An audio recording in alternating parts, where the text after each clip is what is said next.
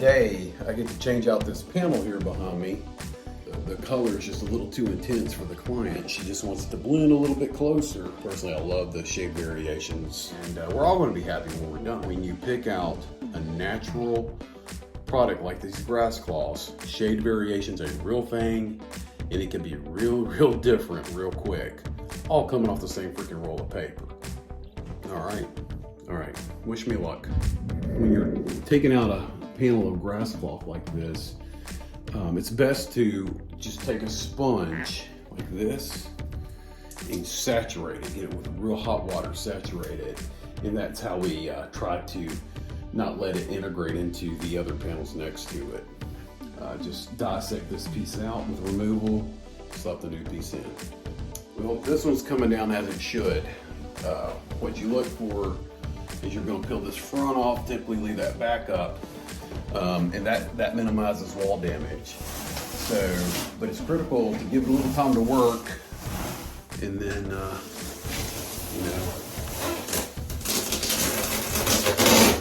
ooh, getting a little ugly over there. Give it a little bit of time, do its thing. There you go, one-handed wallpaper remover. And now, I'm just gonna take the sponge, hot water, right? We're gonna saturate that back with that. Key with the removal is patience, so we're gonna give it a little time to do its thing. Think ahead.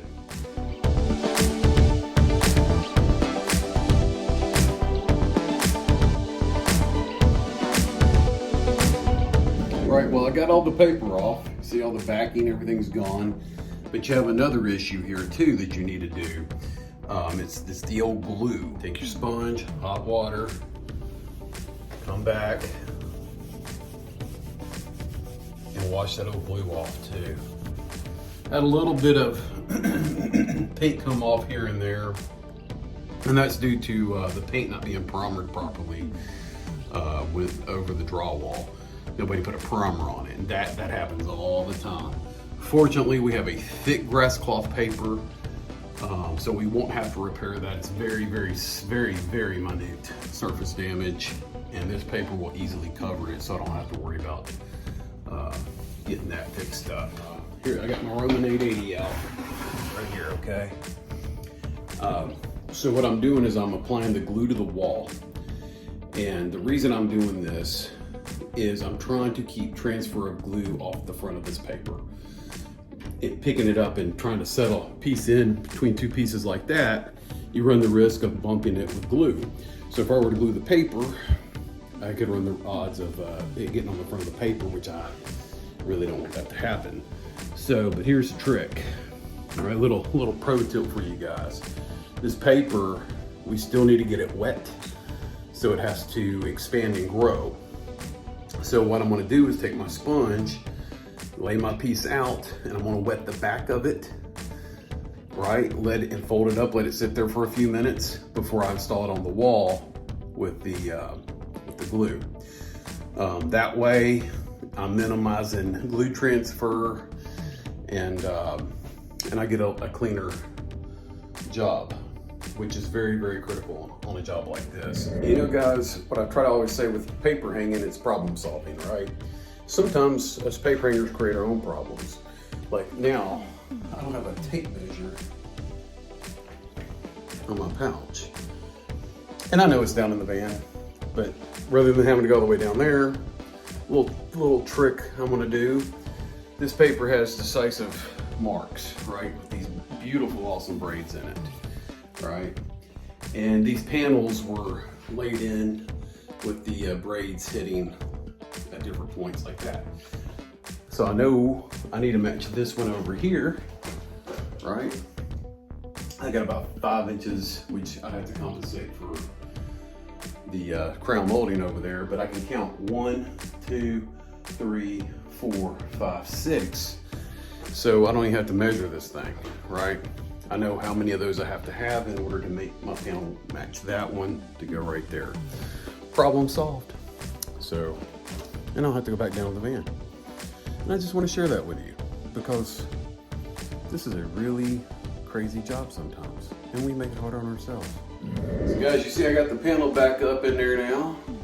It's still a little shading difference in it. It's not quite as intense as the previous one. And it, you know, but it looks awesome, guys. I absolutely love this paper from Thibaut. So she's got a mirror just like that one behind me that goes here as well. And we have these hangers. So we want to put those back up there now, so I can hang the mirror when I'm done. You'll never fill the hole with it, right? Because it's just too thick. So I'm gonna pull this back. There's my holes, right? So I'm gonna take, you'll see that there was you see the holes right there? Yeah, they're not very big. So, but I try to line that up with my eye, with my nail on the other side. That one, and we got that one, right? So we're good. I'll put this one back in the other hole I just made.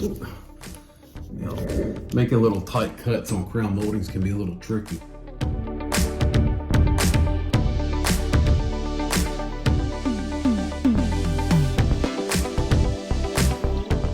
Now we can hang the mirror back. I think this client's gonna be extremely happy.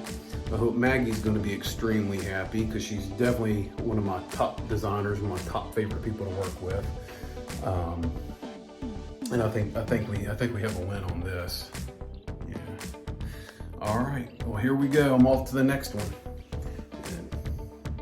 Saranara, Jakabaya, Fin.